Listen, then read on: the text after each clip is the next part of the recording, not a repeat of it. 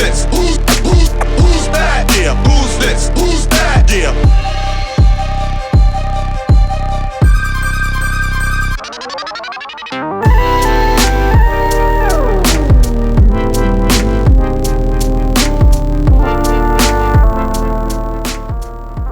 고기탐정 채널의 영상은 주식회사 고기팜의 후원을 받아 제작되었습니다.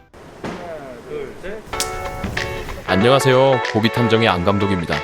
이번에 저희가 준비한 컨텐츠는 고기탐정 탐사기획 컨텐츠인데요. 저희 제작팀 감독님이신 고감독님과 함께 탐사를 나가게 되었습니다. 서울 마장동의 실태 탐사기획 영상을 많은 분들이 봐주신 덕분에 탐사기획 2탄으로 수도권 내에 있는 축산물 시장을 찾아보기로 했는데 제일 먼저 검색이 되는 인천 축산물 시장을 방문하게 되었습니다. 그럼 본 영상 시작하겠습니다. 마장동의 손님이 줄어드는 이유로 영상을 제작 후 그 후속으로 어떠한 것을 탐사기획 주제로 삼을까 하다가 수도권 내에 또 다른 축산물 시장이 있는지 검색을 하게 되었습니다. 검색을 해보니 인천, 부천, 안양, 구리, 남양주 등지에 수도권 안팎으로 도축장을 근거리에 두고 시장이 형성된 전통시장과 같은 모습으로 상인들이 모여있는 곳은 인천이 유일하였습니다. 가자동의 도축장은 1982년에 건설되었고 이곳에 인천시 축산물 도매시장도 같이 들어서 있어 도축에만 그치지 않고 경매장까지 겸하는 곳이 되었다고 하는데요. 그 시절의 사진이나 기록물 등을 확인을 할 수 없어서 아쉽긴 하지만 현재도 매일 소 50에서 60두, 돼지 1600두가 도축되어 인천시 전체 고기 소비량의 약 4분의 3 정도를 공급한다고 합니다.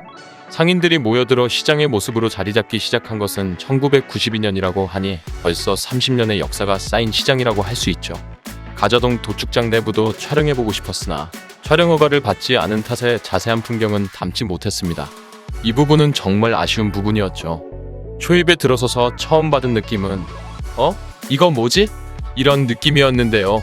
일반적으로 시장이라고 하면 현대화 공사라든지 이런 것을 해서 시민들이 지나다니는 길에 지붕을 씌워 놓는다던가 하는데 이곳은 왠지 먹자골목 이런 느낌이랄까요?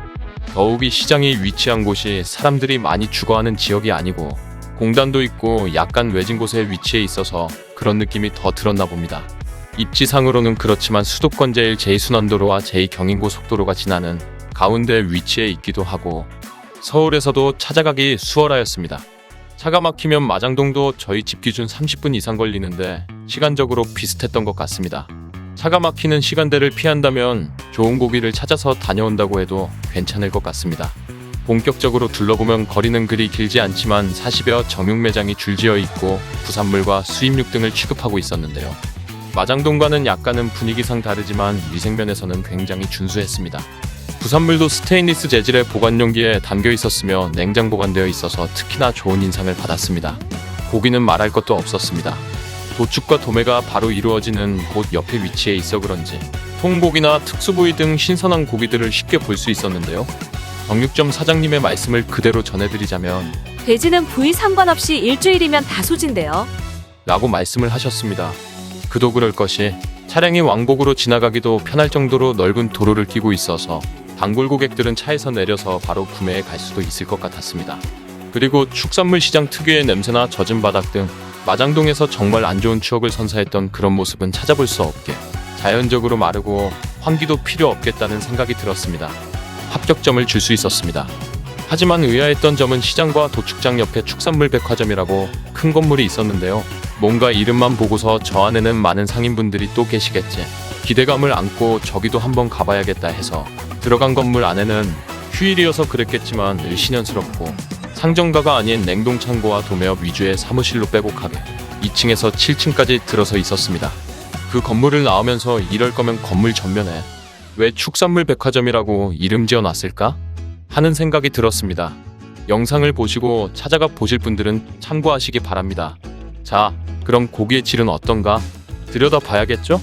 촬영을 마치고 집에서 가족들과 저녁거리로 먹을 고기와 컨텐츠용 고기도 살 겸 겸사겸사 시장 내 임의의 매장을 들어가서 촬영 협조를 받고 고기의 질을 살펴보았습니다. 결과는 대만족이었습니다. 일반적으로 정육점에서 취급하지 않는 특수부위와 요즘 1인 크리에이터들과 캠핑족들이 찾을만한 큼지막한 통고기와 토마호크, 티본 등등의 수입육 또한 위생적으로 진공 포장되어 잘 비치되어 있었습니다. 또한 축산물 이력제 안내와 각 부위의 설명 등을 보기 좋은 위치에 깔끔하게 비치해주고 소비자분들이 안심하고 구매할 수 있도록 잘 꾸며 놓으셨더라고요. 그리고 특이하게 일반적인 포장법이 아닌 스킨 포장으로 진공 상태로 포장해 주셔서 뭔가 좀 더 신선한 고기를 청결하게 구매하는 기분이 들었습니다. 가격 또한 일반 마트보다 훨씬 착한 가격이었습니다. 전반적으로 매장을 들렀을 때도 확실히 기분 좋게 구매할 수 있어서 이 또한 합격점이었다고 말씀드릴 수 있을 것 같습니다. 또 좋은 인상을 받았던 것은 거리에 많은 매장들이 있었지만 누구 하나 호객 행위를 하시는 상인도 없었다는 점입니다. 처음부터 끝까지 좋은 점만 말씀드린 것 같아 이번에는 미흡했던 점이나 보완해야 할 점 등을 말씀드려 볼까 합니다. 인천광역시에는 8개의 구와 2개의 군이 있는 큰 도시입니다. 그곳에 유일하게 있는 축산물 시장인데 가자동이 위치한 서구청이던 광역시 홈페이지던 간에 전통시장 살리기나 축산물에 관한 내용이 전무했다는 점입니다. 서구청의 홈페이지에서는 2018년 명절 관련 공지나 온누리 상품권 같은 내용을 마지막으로 언급조차 없는 4년에서 5년이란 시간이 말해주듯 축산물 시장의 이점을 살린 소비진작이나 축산물 소상공인들을 위한 정책이 없다는 점이 정말 많이 아쉬웠습니다. 그래도 지역신문에는 에너지 효율 사업이나 코로나로 인한 소상공인 심리상담 지원 같은 기사는 찾을 수 있었습니다만 빛바랜 망국기가 말해주듯 많은 관심과 지원이 필요하다고 보여집니다.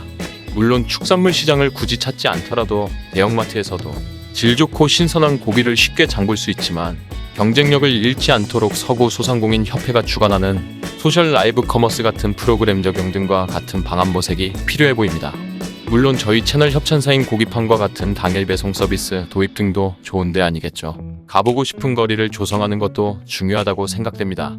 자, 이렇게 인천 축산물 시장에 대해서 탐사 리포트를 만들어 보았는데요. 소비자의 입장에서 별점을 준다면 현재는 별 5개 중 3.5점 정도라고 생각합니다.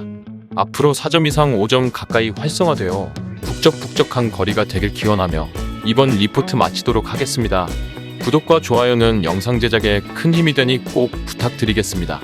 시청 감사합니다.